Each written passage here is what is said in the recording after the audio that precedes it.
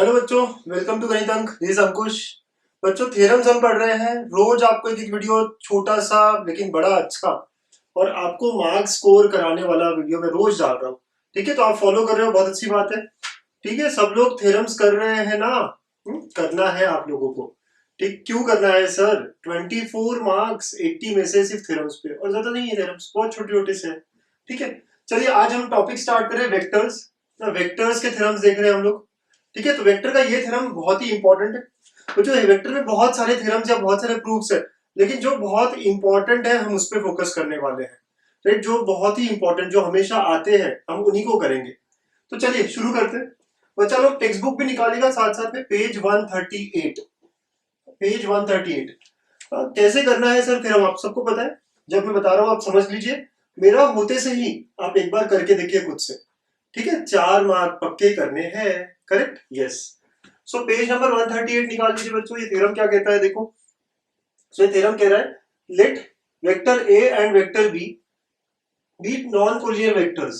A vector R is coplanar with A and B if and only if there exist unique scalars t1 t2 such that R bar is equal to t1 A bar plus t2 B bar. One of the very important theorem। ठीक है, इसको star बना लेता हूं मैं। क्या है ना, ये पूछा जाता है बहुत बार। ठीक है, ये पूछा जाता है बहुत बार। अब इस थ्योरम को करते वक्त सबसे पहला काम है इसका फिगर निकाल लीजिए। उसके बाद हम लिखेंगे। बच्चों, क्या बोला गया, ए और बी नॉन कोलिनियर है। अगर वेक्टर्स कोलिनियर होते तो ऐसे पैरेलल होते। राइट, पैरेलल या एक लाइन में, वो कोलिनियर वाली बात होती है। ठीक है, वेक्टर्स को लेके। ठीक है, नॉन कोलिनियर बोला है मतलब वो कहीं ना कहीं इंटरसेक्ट करेंगे। ठीक है, तो आप कैसे दिखाओगे? वेक्टर ए और बी, लेट से ये एक वेक्टर ए है ना, और ये वेक्टर बी है, और वो कहीं ना कहीं तो इंटरसेक्ट होंगे ही होंगे। बच्चों समझ आ रहा है आपको, है ना कहीं इंटरसेक्ट होंगे होंगे। क्यों? क्योंकि वो नॉन कोलिनियर है। ठीक, तो ओ ए, ये कोई ओ ए ले लेता हूं मैं, और ये ओ बी। तो जो वेक्टर ए है ये ओ ए के अलोंग है, और वेक्टर बी जो है वो ओ बी के अलोंग है। समझ रहे बच्चों? फिगर निकालिए सबसे पहली बात। R is coplanar with A and B. R जो है वो क्या है? कोप्लिनार है ए और बी। तो अब लेट अस से आर भी इसी प्लेन में है, ऐसे बोला जा रहा है। तो हम आर वेक्टर अज्यूम कर लेते हैं इसी प्लेन में, तो वो भी हम कोइनिशियल लेते हैं बेटा। तो हमने आर वेक्टर ले लिया, लेट अस से ऐसा कोई आर वेक्टर ले लिया आपने। ठीक है, तो this is R vector. Okay बच्चों, ओ आर के अलावा।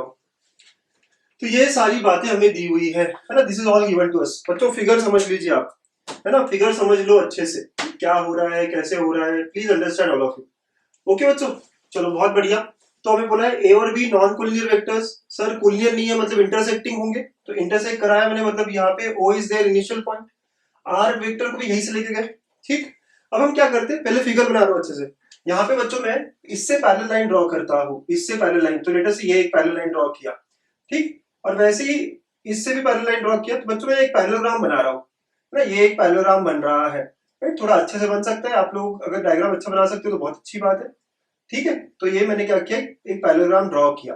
Let's take them as M and N. ठीक, तो हमने क्या किया, कंस्ट्रक्ट किया पैरेललोग्राम। कौन सा पैरेललोग्राम बना? O M R N. ठीक है, सो ये सारा हमने किया कंस्ट्रक्शन। जब आपको फिगर कंप्लीट हो जाए उसके बाद आप यहाँ आइए और आप थ्योरी लिखिए। ठीक है, समझो बच्चों, है ना। जो भी आपने कंस्ट्रक्शन किया, जो भी आपने यहाँ ड्रॉ किया, उसी को मैं लिखने वाला हूँ यहाँ।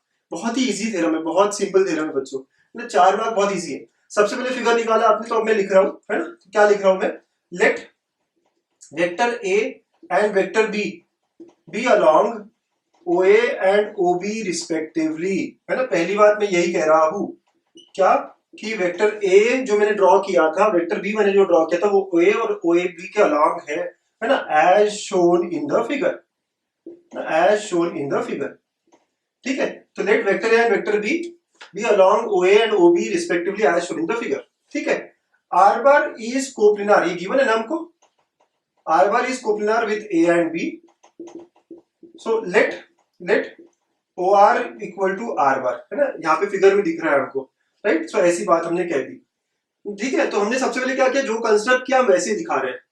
ठीक है बच्चों, अब इसके बाद क्या, तो इसके बाद में हम लोगों ने, तो now now construct a parallelogram, construct a parallelogram. अगला काम हमने यही किया था, parallelogram O M R N, right, as shown in figure. वही हम फिगर की बहुत हेल्प ले रहे हैं। राइट। तो हमने क्या किया, पैरेललोग्राम कंप्लीट कर लिया। वो पैरेललोग्राम कैसा है, OMRN। ठीक, तो भैया मैंने क्या किया है बच्चों, देखा आपने, सबसे पहले मैंने कंस्ट्रक्शन किया और उस कंस्ट्रक्शन भी मैंने एक लैंग्वेज दे दी, बस लिख लिया कि पहले वेक्टर ए और वेक्टर बी ड्रॉ किया था, उसके बारे में बताया। फिर बोला मैंने कि आर बार भी जो है वो कोप्लिनार है, ए एंड बी दिया हुआ है क्वेश्चन में हमें, ठीक है। अगर कोप्लिनार है तो मैंने इसको ओ आर को दिखाया भी are bar.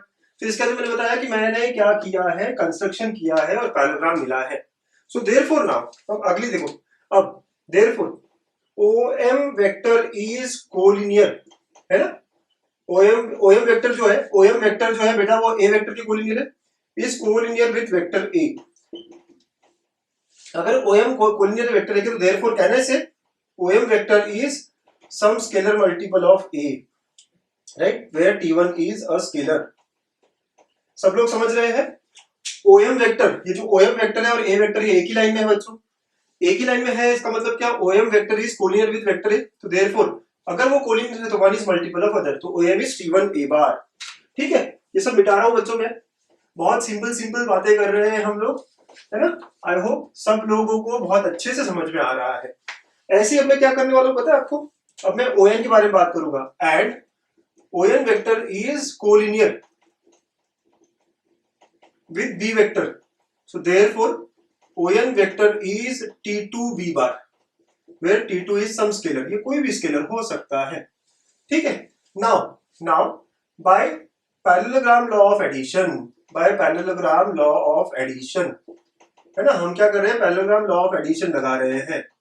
So parallelogram law of addition में क्या होता है, ये जो OR वेक्टर है, right, OR vector is nothing but OM vector plus ON vector. जो डायगोनल है वो रिजल्टेंट ऑफ एडजेसेंट साइड्स होता है, ठीक है, हमने यही पढ़ा है। तो OR vector is OM vector plus ON vector, so therefore I am getting OR को हम क्या लिख सकते हैं बच्चों, R बार। तो R bar is equal to t1 a bar plus t2 b bar, ठीक है, ऐसा मिल रहा है हमको। ओके बच्चों, ठीक है, तो क्या हुआ है देखा आपने, ठीक है, पूरा एक बार देखिए। हमें कहा गया था ए और बी नॉन कोलिनियर है, तो हमने सबसे पहले फिगर बनाया, ए और बी वेक्टर। आप ये फिगर को रट लीजिए, बहुत ही अच्छी बात हो जाएगी। ए और बी वेक्टर कहां से मिल रहे हैं, ओ पे, वहीं पे आर वेक्टर भी है, ठीक है।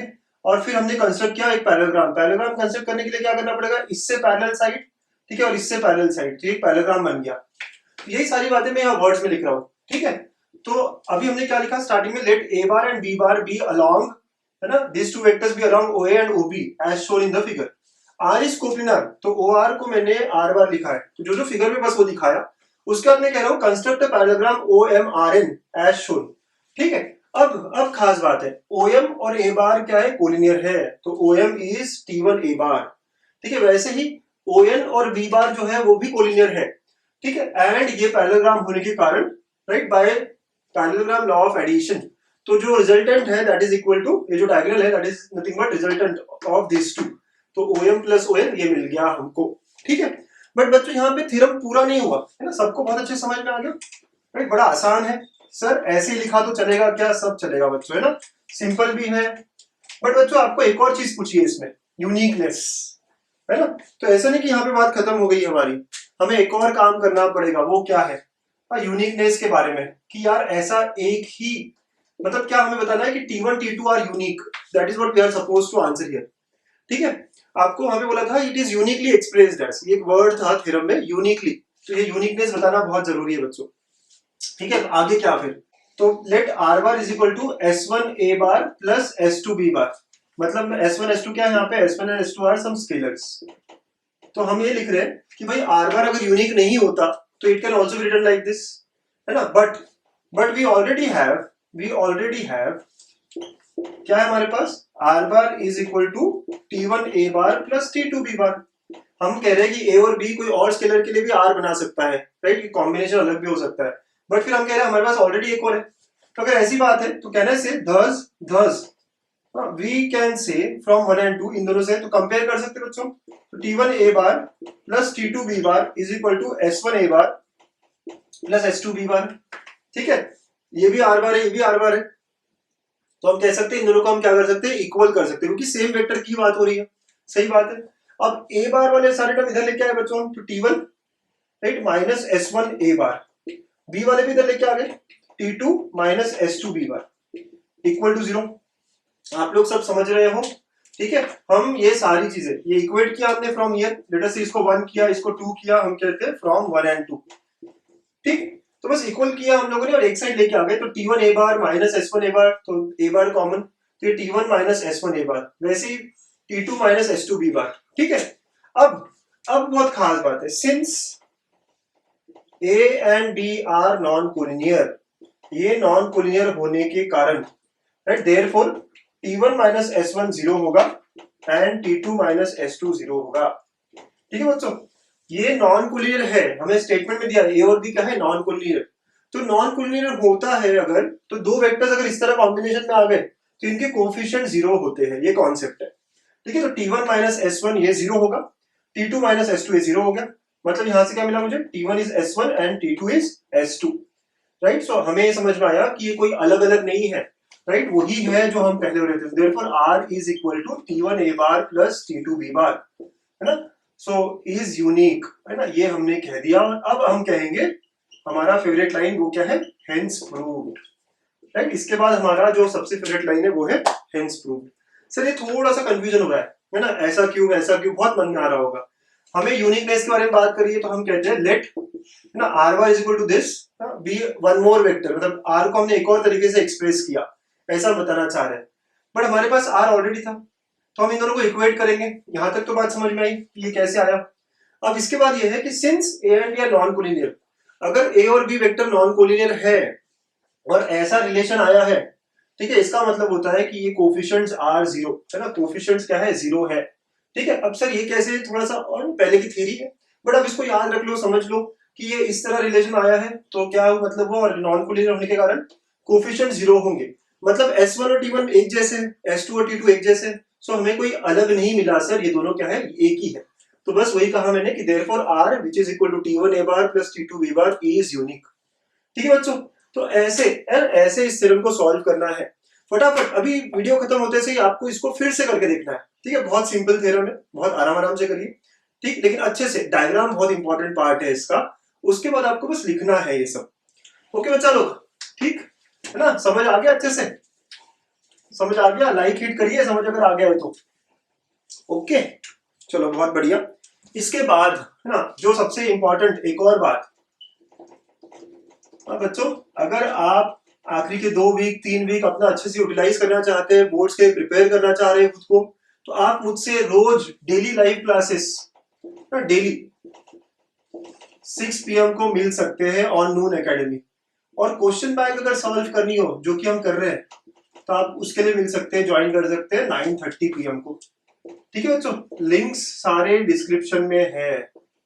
ओके, सो अगर आप चाहते हो कि बोर्ड्स का प्रिपरेशन मेरा और अच्छा हो जाए, है ना, इंटीग्रेशन टॉपिक है, डिफरेंशिएशन टॉपिक है, या कोई और टॉपिक एलपीपी मुझे नहीं आता है, जो भी टॉपिक आपको नहीं आ रहा है, आप 6 PM को लाइव हो जाइए, है ना, कनेक्ट हो जाइए। कहाँ कनेक्ट होना है, तो सारे लिंक्स आपको है ना दिए हुए हैं डिस्क्रिप्शन में। ठीक है बच्चों, तो पूरा फायदा उठाइए, है ना, सारी चीजें फ्री है आपके लिए। सो पढ़ाई करते रहिए, अच्छा स्कोर करना है, बोर्ड्स में मचाना है, 80 में से 80 लाना है, करेक्ट। तो स्टे कनेक्टेड बच्चों for more videos, thank you.